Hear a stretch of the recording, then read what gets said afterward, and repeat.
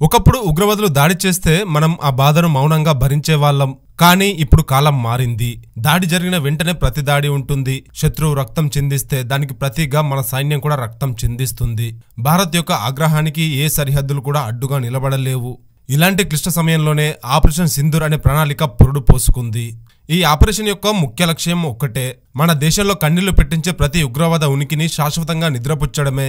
ఈ ప్రణాళికలో భారత్ మొదటిగా గురిపెట్టింది ఎవరినంటే, పాకిస్తాన్లో తలదాచుకుని ఉగ్రవాద కార్యకలాపాలన్నింటినీ రహస్యంగా నడిపిస్తున్న మోస్ట్ వాంటెడ్ నోటోరియస్ బడా డాన్ మసూద్ అజార్ను. మసూద్ అజార్, వీడికి మానవత్వం అంటే ఏంటో తెలియదు. వాడి మతం హింస, వాడి ప్రార్థన ఒక బాంబు ప్రేలుడు, వాడి ధ్యానం రక్తపాతం. సూటిగా చెప్పాలంటే వాడసలు మనిషే కాదు, వాడో మానవ మృగం. 1994లో కాశ్మీర్లో అరెస్ట్ అయిన మసూద్ 1999లో కందహార్ విమాన హైజాక్ ద్వారా భారత్ విడిపించిన ఉగ్ర పిశాచం మసూద్ అజార్. అయితే విడిచిన కొద్ది రోజుల్లోనే జైషే మహమ్మద్ అనే ఉగ్ర సంస్థను స్థాపించి పాకిస్తాన్ మట్టిలోనే మరో మహమ్మారిని పుట్టించాడు. వీడి బావుమర్ది మదర్సాలో పిల్లలకు తుపాకీ పట్టించడం నేర్పించేవాడు. ఇతడి సోదరుడు విమాన హైజాక్ కు సూత్రధారి. సోదరి ఆ శిబిరంలోనే బాంబుల మధ్య జీవితం గడిపేది. అంటే ఇతడి కుటుంబం మొత్తం ఉగ్రవాదులే. పహల్గాం ఉగ్రదాడి జరిగిన రోజు దేశం కన్నీరు పెట్టింది. కానీ ఆ కన్నీటి వెనుక భారత సైన్యం ప్రతీకార పునాది వేసింది. వేచి చూశారు, లోతుగా ఆలోచించారు. అప్పుడు ఇక లాభం లేదనుకున్న ఆ క్షణం మొదలైంది ఆపరేషన్ సింధూర్.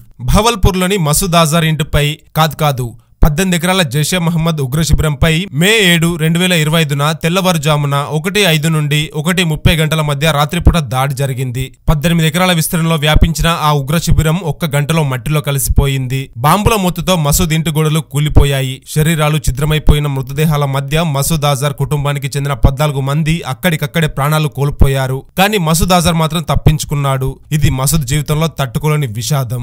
అయితే ఈ దాడి తర్వాత మసూద్ ఒక లేఖ రాశాడు. ఆ లేఖ పాకిస్తాన్ మీడియా చేత రహస్యంగా బయటపడింది. ఆ లేఖలో, నా బావమర్ది, పిల్లలు, నా అక్క అంతా పోయారు.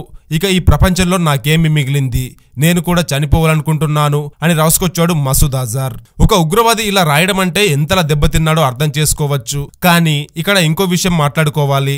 ఒక ఉగ్రవాది ఇలాంటి వ్యక్తిగత బాధను వ్యక్తం చేయడం నిజంగా ఆశ్చర్యం కలిగించే విషయమే. అయితే ఈ బాధ వెనుక ఏదైనా వ్యూహం ఉందా, కుట్ర ఉందా అనే ప్రశ్న ఇప్పుడు అంతర్జాతీయంగా చర్చకు దారి తీస్తుంది. కొందరు అతని ఆవేదన నిజమైందని భావిస్తుంటే, మరికొందరు మాత్రం దాడి తీవ్రతను తగ్గించేందుకు లేదా అంతర్జాతీయ సానుభూతిని పొందేందుకు మసూద్ ఆడిన నాటకంగా అనుమానిస్తున్నారు. అయితే రెండిట్లో నిజం లేకపోలేదు. ఒక ఉగ్రవాది ఎప్పటికీ శత్రువు ప్రాణాలు తీయడం కోసం మాత్రమే తన ప్రాణాలు వదిలేస్తాడు. అంతేకాని ఇలా రాగద్వేషాలకు తన ప్రాణాన్ని వదిలేయాలని అనుకోడు. కాబట్టి మసూద్ ఖచ్చితంగా నాటకం ఆడుతున్నాడని స్పష్టంగా అర్థం చేసుకోవచ్చు. అయితే ఈ ఘటన తర్వాత పాక్ ప్రభుత్వం తీసుకున్న నిర్ణయం భారత్ తో పాటు ప్రపంచ దేశాలన్నింటినీ షాక్ గురి చేసింది. షుహాద్ ప్యాకేజీ పేరుతో మసూద్ కుటుంబానికి ఏకంగా 14 కోట్ల రూపాయలు పరిహారం ఇవ్వాలని ప్రకటించడమే పాకిస్తాన్ దేశ రాజకీయ మతాంధత్వానికి నిదర్శనం. మసూద్ కుటుంబంలో చనిపోయిన ఒక్కొక్క ఉగ్రవాదికి ఒక్కో కోటి చొప్పున మొత్తం 14 మందికి 14 కోట్లు ఇస్తామని ప్రకటించింది పాక్ ప్రభుత్వం. పాక్ ప్రభుత్వం మసూద్ అజార్ ను ఉగ్ర హీరోగా కీర్తిస్తూ మిగిలిన ఉగ్రవాదులను ప్రోత్సహిస్తుందనేది పచ్చి నిజం. అయితే బహవల్పూర్ పై జరిగిన అటాక్ తర్వాత నుండి, అంటే ఆపరేషన్ సింధూర్ అటాక్ తర్వాత నుండి మసూద్ అజార్ ఎక్కడున్నాడో ఎవరికీ తెలియదు. అతన్ని పాక్ ప్రభుత్వమే గుట్టుగా దాచిపెట్టిందా, లేక మసూద్ నిజంగానే చనిపోయాడా, అతని పేరిట వచ్చిన లేఖ నిజమా, లేదా దూషిత పరిచారకుల బురదాలాపమా అని ఇప్పటికీ స్పష్టంగా తెలియడం లేదు.